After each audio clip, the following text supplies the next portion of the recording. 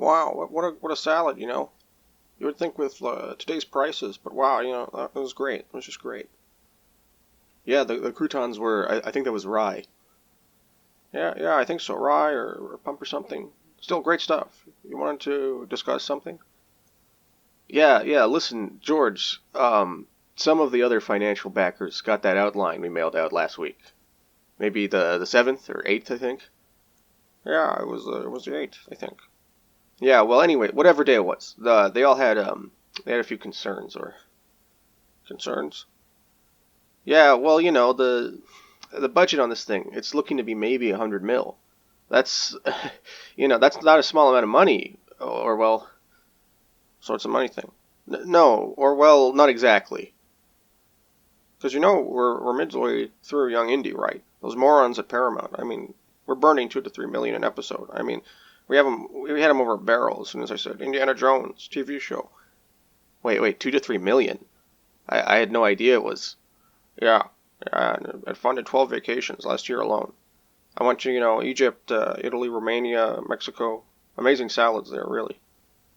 Wow. 12. Huh. I had.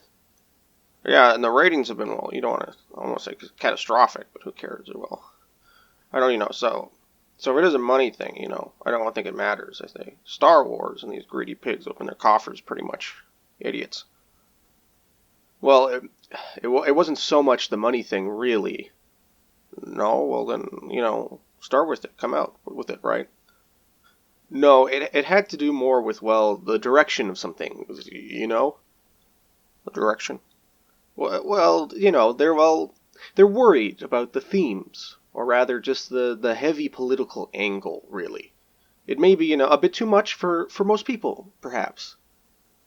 What? Well, the whole tax issue being so central to the plot, and the racial political angle, it's pretty heavy stuff, right? Huh. Well, like, come on, I didn't want to be rude. I tried to. Star Wars has always been political, Rick. I mean, come on, the Ewoks, the Empire, all those trees. It was just like Vietnam. Well, George, we've been over this. I don't want to repeat too much, but well, it was a real war, George, and well, the Return of the Jedi stuff. It sanded a lot down, right? Sanded it down. I don't really. Well, there was some heavy stuff. That guy set himself on fire. People were getting bombed. I don't really think the way we did it really dealt with any of that. Inspired for sure. You're inspirational, George. But it wasn't a heavy movie, really. But the whole scene with the Ewoks rebuilding their fluffy Chimin Trail after the bombing. The little guy's burning and just burning and screaming. Burning up. George, we didn't include that scene, remember? Irving talked you out of it. Remember we went to the dinner on that Tuesday back in 80 something, remember? Like crazy. Light, grade 2 olive oil. Superb mozzarella. Right, well, you know how we also mentioned that it was maybe a bit too much that we used that dying Native American language for the Ewoks, and I didn't really, compensate them. You didn't really help them much. Hell, we didn't even stop the area from being logged after filming. I don't get it. I mean, like, it's preserved forever on film. I made it immortal, eternal on film. Right. Well, some people may say we kind of took advantage a bit of them, If we played it serious, it doesn't look great. If we made a lot of money, it didn't really help them that much, But if it was light, like Irving said, remember, keep it light, like the salad. Keep it light, not heavy. I don't understand. Star Wars, it could be both. It could be heavy. I don't get it. It's all there. The rebels are the good guys, and they resist the Empire. I mean, if they're like, Che is like Akbar, basically, Trotsky, especially with what happens to him later, Right. I'm not disagreeing, George. I see it that way. And I'm sure the true fans see it as well. But a lot of people don't. Didn't, I mean. What, like the politics? I mean, the Jawas say Houtini, Houthi, Houtini. I feel like it was pretty obvious, right? I'm sure it was George, but a lot of people don't have your unique vision for stuff, right? I mean, think about it this way: people, I mean, they're morons. They're sheep. They're just asleep at the wheel all these days and years. Can't even tell a cob from a dacoit, right? And then it comes Star Wars. It comes and it wakes them up. Right, right, right. Well, this is like that.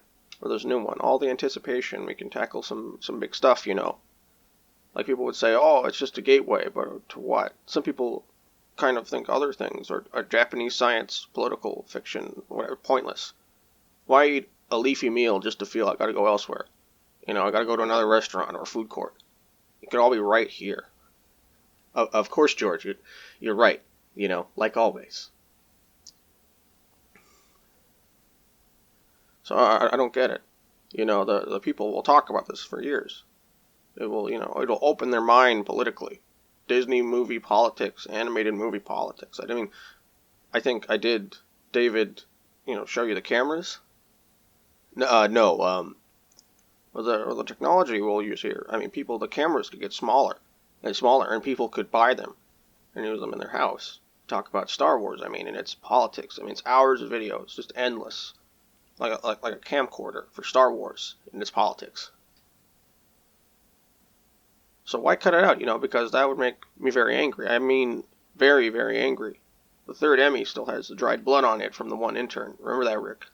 Right, right. Okay, I'll talk to the backers again. Maybe the heavy can work for Star Wars. I mean, this time say that, hey, there's that new place on 4th. He has the chef from Dorsia's in New York. They see he's a genius at making a Waldorf. We should go tomorrow. A genius like me, Rick. Just like you, George.